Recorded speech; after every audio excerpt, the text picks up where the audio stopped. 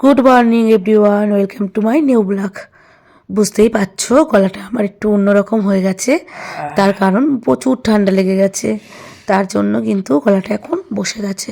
আর কয়েকদিন ধরে তো ভিডিও দিতে পারছি না, আর ইউটিউবে তো অনেক দিন ভিডিও না দিলে চ্যানেল ডিসডাউন হয়ে যাবে। তাই ভাবলাম এই ভিডিওটা যখন করেছি তো তোমাদের সামনে সেটা শেয়ার করাই উচিত। তাই আজকে একটু কষ্ট করে হলেও কিন্তু তোমাদের সাথে আমি এখন ভয়েস ওভার করছি। সকালবেলায় সব কাজকর্ম সেরে নিয়েছি, তারপরে এসেছি দেখো এখন রান্না করতে।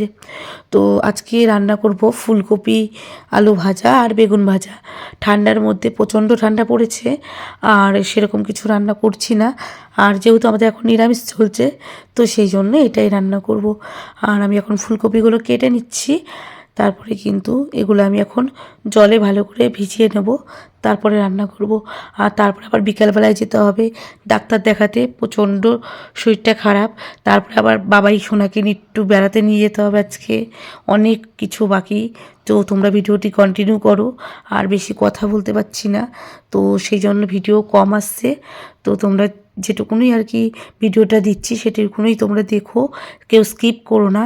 বুঝতেই পারছো অনেক কষ্ট করে কিন্তু ভিডিও দিতে হচ্ছে। তো চলো ভিডিওটি তোমরা কন্টিনিউ করো। মা, বলো। রান্না হয়েছে? হ্যাঁ, কি গলার অবস্থা তো? আজকে ফুলকপি আলু ভাজা, হ্যাঁ। বেগুন ভাজা। আহ, আজকে আমায় নিয়ে যাবে তো? যাবো তো। তুমি ঘুম থেকে উঠে খেয়ে দিয়ে সেই বিছানাতে বসে বসে ফোন ঘাঁটছো, হাঁটাচলা করবে না? করবো। কখন করবে? একদম বাবা আসলো মনে হচ্ছে। করবো। বাবা আসলো না? তুমি নামও দেখি যাই। ঠিক আছে, এমনি চলছে তো। এখন বাবাইকে নিয়ে যাব হচ্ছে মেলা, তাই এখন অনেক দিন হুইল চেয়ারটা বার করা হয়নি, আজ বার করে এখন ও মুছছে, পরিষ্কার করছে। আর এদিকে চলো বাবাই রেডি হয়েছে, কেমন দেখাচ্ছে। সোনা রেডি হয়েছে, দেখো কেমন লাগছে সোনা বাবাকে। কেমন লাগছে সোনা বাবাকে? জানি না, টুপি পরতে চাইছিল না, জোর করে পরিয়েছি। তুমি তো ভালো লাগে না।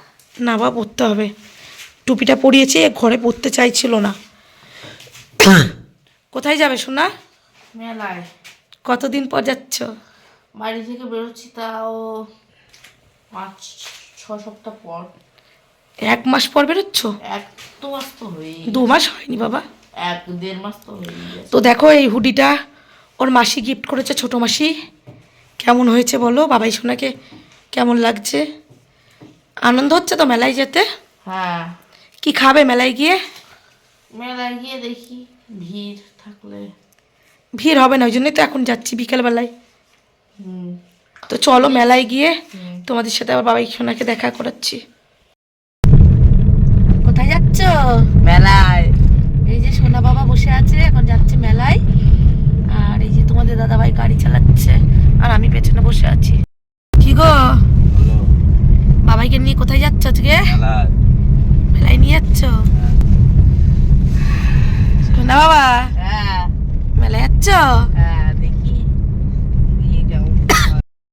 মন দিয়ে গাড়ি চালাও, ছেলের গায়ে হাত দিচ্ছ কেন বসে বসে? হ্যাঁ, ছেলে আর বাবা সামনে বসেছে, আর আমি পেছনে। আমি হুইল চেয়ার নিয়ে পেছনে বসে আছি, আর নিজেরা সামনে বসে আছে। বাবাকে তো সামনে বসতে হবে না, গাড়ি তা চালাবে। তুমিই চালাও গাড়িটা বাবার বদলে। শিখে যাই। তুমি চালাবে, আমি আর বাবা পেছনে বসবো। আমি শিখে যাই, তারপর চালাবো। এখন চালানোর বয়স না। বিকেল বেলাতেই বাবাইকে নিয়ে যাচ্ছি, কারণ সন্ধে সন্ধে হতে হতে আবার বাড়ি চলে আসব, যেহেতু খুব ভিড় যদি হয়, তাই বিকেলে নিয়ে যাচ্ছি। আছে পাপড়ি চাট আছে, দেখছি পুরো দাও ছবি ফল সবই খাবি। বাবাই বলছে মেলায় গিয়ে সব খাবে, চলো দেখি। ওকে বলবো আজকে মেলায় নিয়ে গিয়ে তোমার যেটা ইচ্ছা সেটা খাও। কি কি খাই দেখি, তোমাদেরকে শেয়ার করবো সব। চলো বাবাই সোনাকে নিয়ে চলে এসেছি মেলায়। আর অনেক দিন ধরেই ভাবছিলাম নিয়ে আসবো, কিন্তু যেহেতু প্রতিদিনই খুব ভিড় থাকছিল, আর 25শে ডিসেম্বর না হলে মেলাতে ফাঁকাই হচ্ছিল না। আর তারপরে যদি এখন না নিয়ে আসি তাহলে আর আনাই হবে না। জানি আমার শরীরটা খুব খারাপ, কিন্তু ওকে যদি না নিয়ে আসি ওর এবছর আর মেলা দেখাই হবে না, সেই জন্য ওকে নিয়ে এসেছিলাম মেলায়। আর বাবাই সোনাকে বলেছিলাম তোমাকে আমি একদিনই মেলায় নিয়ে যাচ্ছি, সেই দিন তোমার যা ইচ্ছা হবে তুমি তাই খাবে। তো ওর বাবা আর আমি কিন্তু যেহেতু বাবাই সোনাকে নিয়ে কোলে কোলে পারবো না, তাই হুইল চেয়ার নিয়ে এসেছিলাম।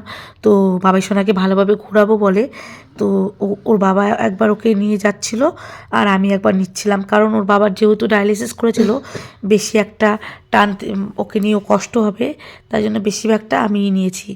তো বাবাই সোনা আজকে মেলাতে এসে কী কী খেয়েছে তোমরা দেখো। আজকে বাবাই মেলাতে এসে ফার্স্টে ওর খুব ইচ্ছা করছিলো ঘুগনি খেতে, তো ওকে আজকে ঘুগনি খাওয়ালাম।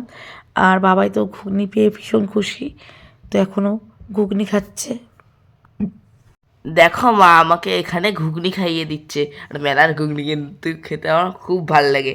আর দেখো আমার ঘুগনিটা খেয়ে দারুণ লাগছিল, কিন্তু ঝালও প্রচুর ছিল, ওই জন্য ঘুগনিটাকে ঝাল লাগছিল বলে মা আমায় বললো মকটেল খেতে, ওই জন্য তেলটা কিন্তু প্রচুর ঠান্ডা ছিল, ওই জন্য আমি মাকে দিইনি।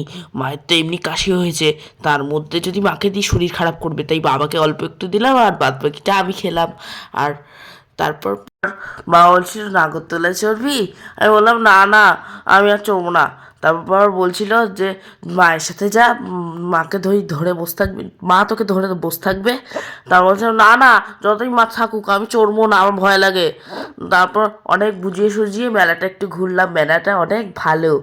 আমরা চারদিকে একটু ঘুরছিলাম আর ঘুরে ঘুরে সব দেখছিলাম, নাগরদোলা সব চড়ছে, বাচ্চারা সব ঘুরছে আর দোকানপাট দেখছিলাম। তারপর অনেক ঘুরে শেষমেশ একটা পাপড়ি চাটের দোকানে এলাম, পাপড়ি চাট খেলাম। পাপড়ি চাটটা খেতেও কিন্তু হেভি ছিল। তারপর ওখানটা খেয়ে একটু ঘুরলাম সব শেষে। আর সব থেকে সেরা জিনিস যেটা এই মেলার, সেটাই এবারে খেলাম, মথুরা কেক। নিরামিষ পদ্ধতিতে করা হয়েছিল, আমাদের আমিষ খাওয়া বারণ, কিন্তু মেলায় নিরামিষ তো খাওয়াই চলে। কিন্তু তুমি সবই খেয়েছিলে। হ্যাঁ আমি সব খেয়েছিলাম, কেননা বাইরে গিয়ে তো আর মানা যায় না, ঘরের ভেতর মানতে খুব কষ্ট হচ্ছিল। আর অবশেষে মেলাটা থেকে মথুরা কেক খেলাম।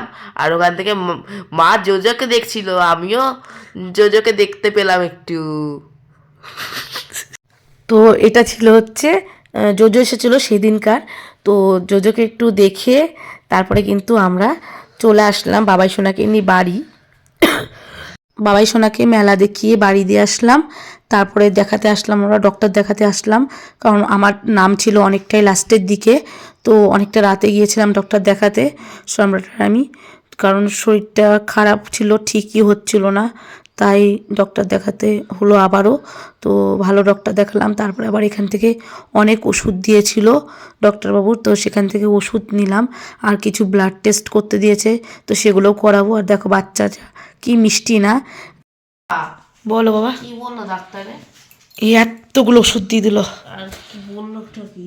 বললো অ্যালার্জি থেকে ঠান্ডা লাগছে, ঠান্ডা লাগাতে কম হবে, বুঝেছ, আর ঠিক করে ওষুধ খেতে হবে, বুঝতে পেরেছ? কত টাকার ওষুধ নিল? কত টাকার? ওরে বাবা, সে আর কি বলবো বাবু, 1200 টাকা খরচা হয়ে গেল বাবার আজকে আমার জন্য। 1200 টাকা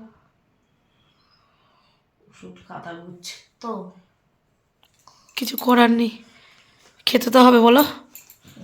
এখনো টেস্ট বাকি, test X-ray, ECG, blood test. ECG, X-ray, blood test সব দিয়েছে। আবার দিয়েছে? আগে বাবাকে একটু সুস্থ করি, তারপর আমারগুলো করবো, ঠিক আছে? লোক যেন বাড়ি থেকে যাচ্ছেই না। চলে যাবে, ঠান্ডা না, শীতকালটা একটু ভালো করে থাকতে হবে সবাইকেই। ঠিক আছে চলো, পরে কথা বলবো। এমন ঠান্ডা লাগিয়েছে, আজ ডাক্তার দেখাতে গেছিল, নিউমোলাইজার নিতে বলেছে।